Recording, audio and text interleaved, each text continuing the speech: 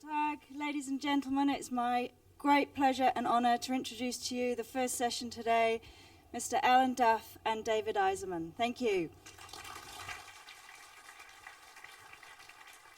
Thank you so much, Sarah.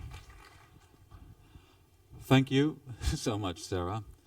And I've been told simultaneous translation will be available here, so there's no need for me to go back and forth in German. And let me just say I'm very proud and I feel very privileged to be here with Alan Duff, the author of Once Were Warriors, who is visiting Frankfurt on the account of the publication of the German translation of his book, which has appeared with Unionsverlag, Zurich, the publisher, by the way, of this year's Nobel laureate, Mo Yan.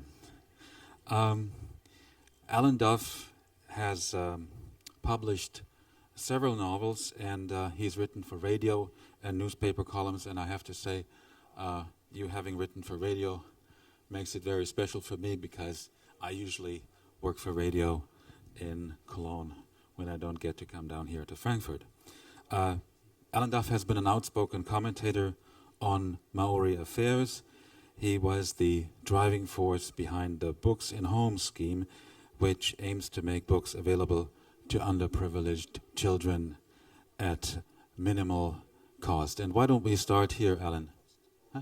Yeah, because I felt when I was reading this, or when I was making these notes, I felt that maybe there had been a mistake in the German translation, because it says here, günstig Bücher erwerben können, but actually the idea behind this is that there should be no cost involved. Why don't you use your microphone? Well, there's not much to say, and I generally only talk if I've got something to talk about, but yeah, there was no cost to the children. That's the whole point, is to get books into the homes of underprivileged children whose parents don't have much money, if any money at all. So, Alan, this is a very special program, especially for us here in Germany. We don't have anything like it. So what actually does Books in Homes involve? well, Books in Homes, the idea of it came, I originally wrote in my novel of Beth watching the television soap opera and suddenly realizing that every house had bookshelves. And then she got up and she went from room to room in her house, and she realized that she was bookless. And then she thought about everyone that she knew, and they were also bookless. And she said, and we are the same going nowhere society. We're bookless and we're going nowhere. And the whole idea and impetus for me to get the program started was that my Maori people, on average, were not going anywhere. And I knew one of the reasons was that they lacked books in their homes. Now, 19 years later, we give out 700,000 books a year. We've got over 100,000 children on the program. And whilst I might not be considered important enough for certain lightweight radio presenters who come to Frankfurt to interview me, I think the kids do regard me as quite important. I had to get that shot in.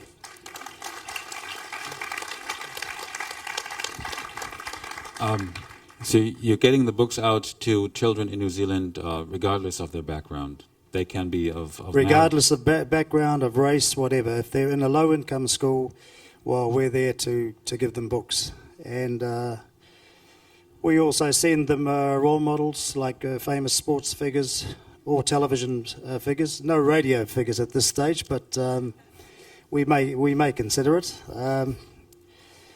And we have 2 full-time travelling theatre groups going to all of the 540 schools on our program. So you're introducing the children not just to the joy of books and the joys of reading, but also to the world of theatre. Yeah, to the world of theatre, just to a broader world, and a world that encourages them to aspire and encourages them to want to be a success and not look down on success as if somehow it's socially unacceptable. We're trying to give the complete opposite message. At the beginning of Once Were Warriors, you described to us a scene where Beth basically walks through her house thinking about how there are really no books in their home. It's a world, it's even a class of people you describe without books. Where did you find that? I don't know where I find anything. I just, you mean, well, when I was growing up, Right. all of the homes that I went to of my mother's people had no books. And more often than not, there was a lot of violence there. And whenever I went to my father's relatives' homes, they were lined with books, and they were the most civilized, cultured, non-violent people. And I grew up with an extremely violent mother who destroyed the lives of all but 2 of her children. You were 6, is that right? No. She was with us until I was 10 years of age. But, you know, we There would were come 6 home from school and they would be all brawling on the front lawn. But there were 6 children, is that? 6 children, yeah. 6 children, okay. 6 children. Out of 6 children, 4 went to jail. 1 got killed in a car crash. And 1 got a university education.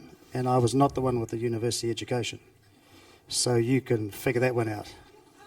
And I'm sitting here before you, I feel like a little bit of a fraud, because what entitles me to sit here? You know, I've been a bad guy, but I was a bad guy because I had a bad life, but I triumphed over it, and it keeps my determination alive to continue with our program to get books to these children. It's given me a great capacity to love. And it also taught me how to fight, so I know how to protect myself and look after myself if a situation gets crunchy. So I've been able to turn disadvantage into advantage and pass that on to the children. When you were playing as a kid, when you were playing with others as a kid, would you take the part of the bad guy or the good guy? Did you have a preference? I probably took the part of the bad guy. Well, you know, New Zealand is a very physical place, and we love sport, and it's very physical, and I love the physicality. So that was no problem. You can't be, I don't mean bad in the sense that you don't start kicking people or anything, but you play rugby, and those who were inclined to go looking for fights, and I didn't mind the fight, so now I'd be too pathetic to...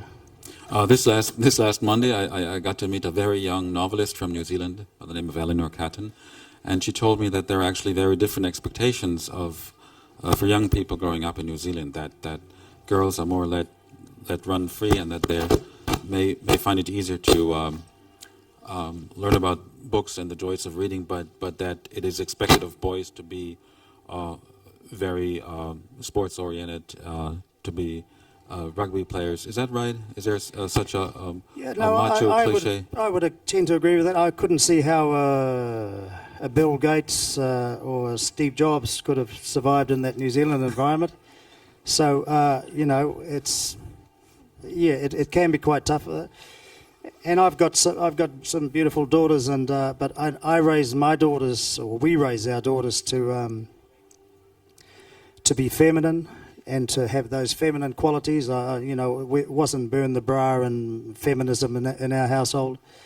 And I remember one day I glanced and I saw that my daughter was cooking her boyfriend breakfast, and I yelled out and said to him, "Excuse me, you take over cooking the breakfast. I have raised my children where their boyfriends and their husbands are going to cook for them, not the other way around." So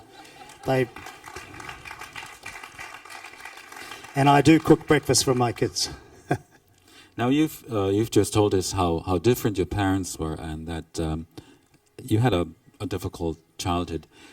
Reading Once Were Warriors, I'm fascinated by the power of language. You know, it's a very unique book, and I think anyone teaching New Zealand literature in this country by now would have to use it as a classic. And I wonder, where did you find that love of language, that power of language, and were there any writers you especially admired? Did you read a lot when you were young? You know, I mean, I think it was a gift I was born with, because I left school at 15 and got sent to juvenile prison. So it's not from being educated. I'm sorry, I can hear the music from the movie behind me. And Oh, so can we. So can we. yeah. But it makes it more exciting. I guess it does. No, I had music going on in my head non-stop. I want to sing all the time, and I had a formative experience when I was 11, and I heard Mahalia Jackson, the gospel singer, on television, and I was living with my uncle then. My parents had divorced, and I wanted to live in a family environment, and I heard Mahalia Jackson, and I couldn't believe what I was hearing. And I went outside, and I can remember leaning against the side of my uncle's house, and it was a very violent household too, by the way. So he was a violent man. The brother to your mother. Yeah, he was my mother's brother. He would punch his wife over at the table while we were sitting eating a meal, and we'd be sitting there trembling and crying. Sounds like Jake Hickey to me. He was a Jake. But you know, I was outside and I was crying, and because I knew I'd heard the work of genius. Then when I was 16 in this, we call it Borstal, but when I was 16 in this juvenile prison, I heard Stevie Wonder singing Blowing in the Wind. And that was a revelatory experience for me. And I think it was just my ears and mind recognizing there's something out there that's greater. And as confusing and as tumultuous as my life was, it was kind of promising me that there would be better things to come. But thank God it didn't tell me you wouldn't be published till you're age 40, because I probably would have given up. But yeah, so I had to wait until I was 40 because there was a lot of damage had been done. But Alan, tell me, you've told me about your experience of Mahalia Jackson, a force of nature. But when did you decide to become a writer? Well, all my friends tell me that I used to bore them when I was only 17, 18. I used to say to them, I'm going to be the most famous writer New Zealand's ever known. So I don't remember saying that, but I guess... But you invited the Prime Minister of New Zealand to the book launching party of your... Yes, I wrote to the Prime Minister. I said, how would the country's most articulate man like to launch the career of the greatest writer that's ever going to be? And he actually got an answer. And he came back, he said yes. But typical politician, he told a lie, he didn't turn up. You know what politicians are like. Who loves politicians? But then the President of Germany came to your publisher stand last night. The President came, but I missed him. I couldn't get through the crowd. Okay. And so... Was there a special event or, something special that got you started writing Once Were Warriors? No, because I was always in denial about being a writer. Even when I was writing Once Were Warriors, I was a player coach in a small town rugby team. And you had to hide it? I used to hide it when the guys used to come and get me for a run. I used to I had a little rug I used to throw over my typewriter, and I used to play classical music. I used to play Mahler and Beethoven and all sorts. And I get to play classical music on my morning show all the time. But isn't that yeah. And I'm getting paid for it. But isn't that the male cliche again, that as a really tough guy, you're not supposed to do a sissy thing like write novels? Why you felt you had to hide it? Yes, and I did feel I had to hide it, and I'm sure after I became published and, I shot to #1 and stayed there for a long, long time, but I'm sure the guys that played rugby were quite perplexed. They wouldn't have had any recall that That coach writes novels. Yeah, and they didn't know that I was a sort of a closet person of cultural outlook and the books that I read as well. So. I saw Alan the other night with a young man from the audience, and he still has it, that the manner of the coach. He could be quite determined with this young man who was asking too many questions. He was asking too many questions. But you know what young people are like, they're full of themselves. That's okay, Some radio personalities are like that too, You can see I've got a bee in my bonnet about that, can't you? I'm sure there had never been a book like Once Were Warriors when it came out.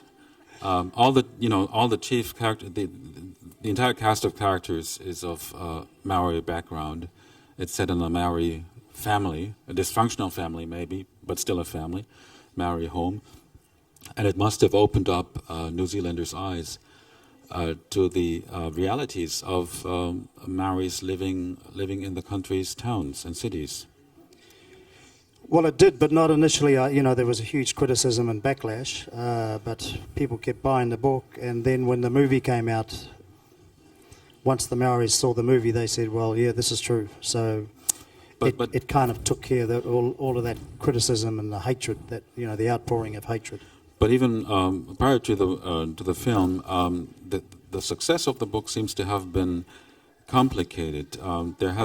You told me that it was from the beginning it was on the bestseller list, but many critics or people in the country's literary establishment wouldn't take notice of it. Why was that? Well, no. I had the support of the first ever published Maori novelist, Witi Iimara, which was great to get his endorsement.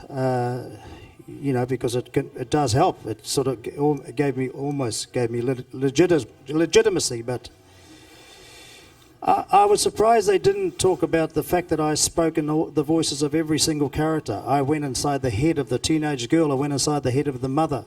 I went inside the head of the gang members. I went inside the head of every single one of my characters, and I went all the way. Even into making love, the whole thing. I tried to experience it from the inside out, but nobody said a word, and they still don't say a word about it in New Zealand. So that's why I live in France, and the French love me. Well, that's one of the amazing features of your book. You have created, you tell the story from the different perspective of the various characters instead of just one narrator. When did you make that decision? No, you don't consciously make decisions, and I'll never forget I had an agent who had he gave me some serious advice. He said, take your authorial voice out of this. You take all your political opinions out of this and let the characters speak for themselves. I've never forgotten that advice.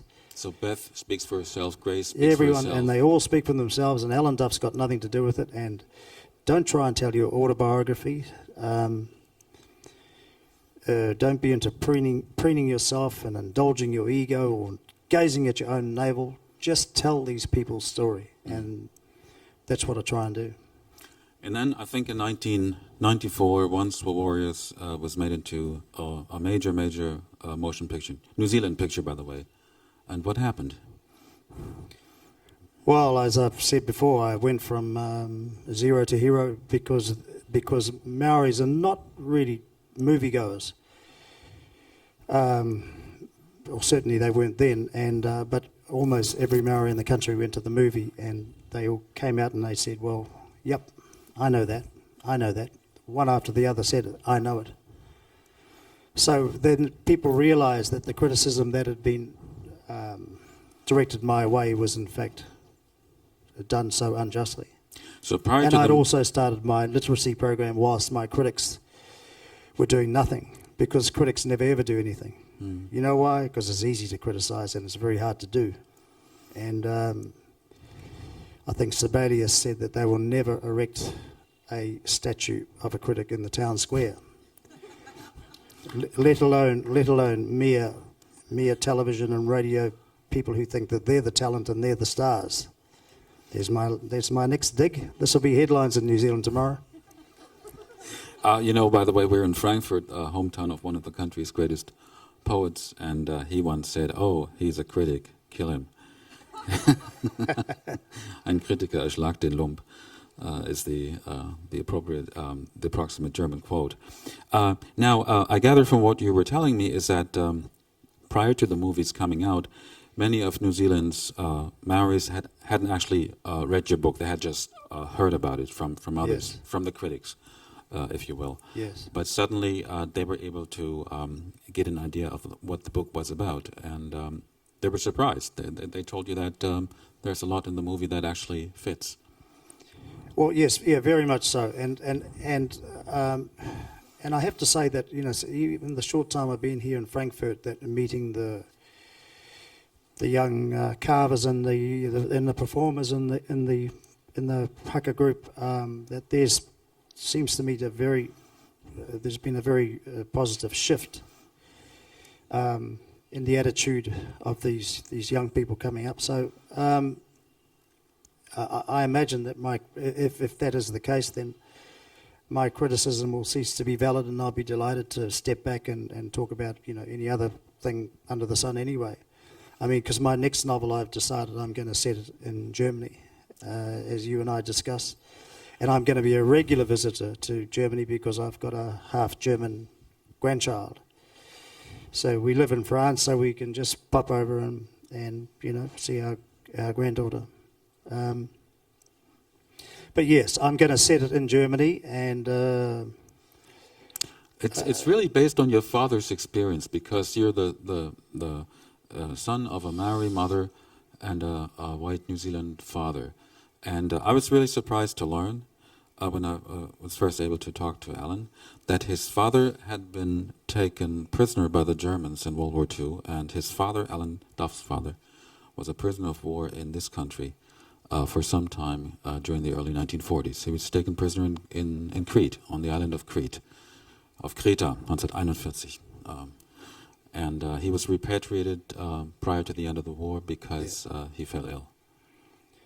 yes, and so we grew up on stories from Dad that were not filled with bitterness. He said the New Zealanders were treated kindly, so much so that they got taken to the local pub on a couple of occasions. A contingent of them, they had to give their word of honour that they would not try and escape, or they would have got their guards into trouble.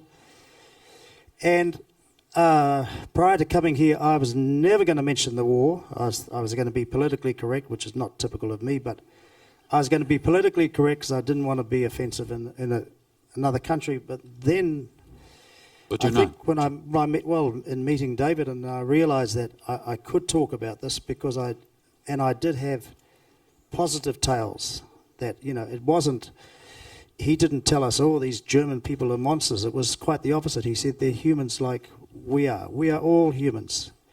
Then I was having breakfast with one of the Maori carvers this morning, and he said that at a function yesterday that he mentioned the Holocaust and all that to his audience, and then he said, hey, listen, get over it. He said, we're all the same. We all hurt each other, and the humans have been doing it forever.